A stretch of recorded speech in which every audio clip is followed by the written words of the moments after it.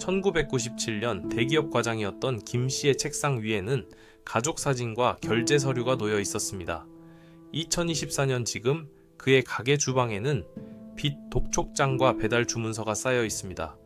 그의 손에는 서류 대신 기름 묻은 집게가 들려 있죠. 대한민국 거리로 나가 보십시오. 50m마다 편의점이 있고 그 사이를 치킨집이 채우고 있습니다. 2023년 기준 한국의 치킨 전문점은 87,000개, 전 세계 맥도날드 매장 4만 개의 2배가 넘는 숫자입니다. 이 기이한 현상의 시작은 1997년 겨울로 거슬러 올라갑니다. 국가부도의 날 IMF 구제금융은 수많은 가장을 거리로 내몰았습니다. 1997년 2.6%였던 실업률은 불과 1년 만에 7%까지 치솟았죠. 그야말로 대량 해고의 시대였습니다. 평생 회사 인간으로 살던 이들에게 남은 건 퇴직금 뿐이었습니다. 재취업은 하늘의 별 따기. 그때 구원처럼 등장한 것이 바로 치킨집 프랜차이즈였던 겁니다. 특별한 기술 없이도 본사 매뉴얼만 따르면 된다는 달콤한 속삭임이었죠. 그렇게 치킨집은 중산층의 무덤이 되기 시작했습니다. 명예퇴직금 1억, 2억 원이 고스란히 창업비용으로 빨려 들어갔습니다. 가게 문을 여는 순간 그들은 사장이 아니라 본사의 가장 충실한 고객이 되는 구조였거든요. 본사는 땅 짚고 헤엄치는 장사였습니다. 가맹비, 교육비, 인테리어 비용은 물론이고 심지어 달고기, 기름, 무, 소스까지 본사에서 강매했습니다. 시중가보다 20에서 30% 비싼 가격에 말입니다. 점주는 닭을 튀겨서 파는 게 아니었던 거죠. 치킨 한 마리를 팔아 점주 손에 떨어지는 돈은 고작 2,000원 남짓. 월세 내고 공과금 내고 배달앱 수수료까지 떼고 나면 남는 게 없습니다. 하루 14시간씩 튀겨도 최저시급도 못 버는 구조적 노예 상태에 빠지는 겁니다. 이러니 3년을 버티지 못하고 문을 닫는 가게가 속출합니다. 2022년 한 해에만 5,500개가 넘는 치킨집이 폐업했습니다. 매일 15개의 가게가 사라지는 셈입니다. 누군가의 전 재산과 꿈이 하루 15번씩 공중으로 증발하는 거죠. 살아남기 위한 출혈 경쟁은 시장을 더욱 병들게 했습니다. 옆 가게가 1,000원 할인하면 나는 2,000원 할인하고 사이드 메뉴를 얹어줍니다. 결국 제 살 깎아먹기 경쟁으로 이어지고 그 피해는 고스란히 점주에게 돌아갔습니다. 최근 배달 플랫폼의 등장은 이 구조를 더 악화시켰습니다. 매출의 20에서 30%에 달하는 수수료와 광고비는 새로운 족쇄가 됐습니다.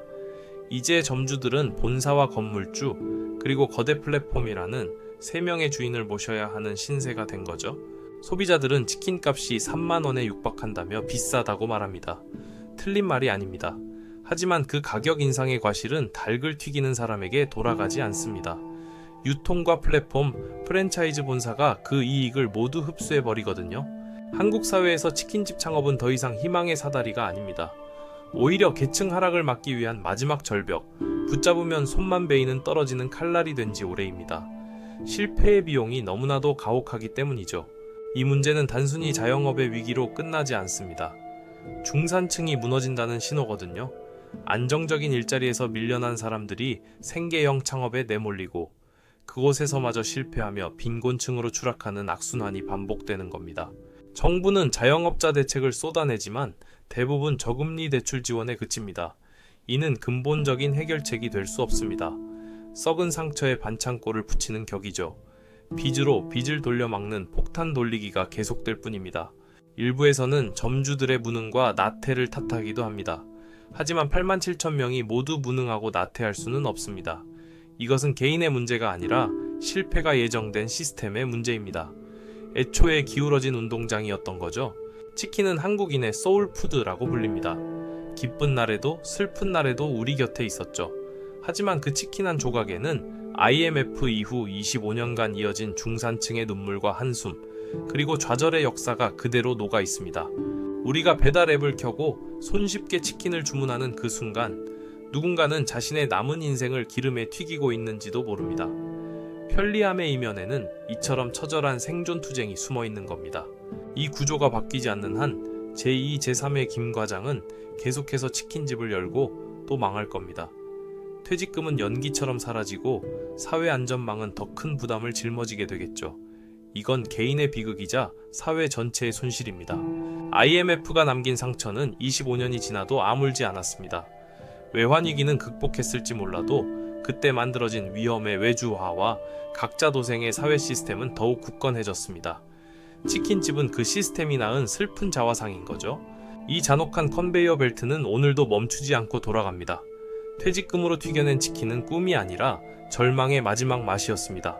이상 이야기 들려주는 남자 세모지였습니다. 감사합니다.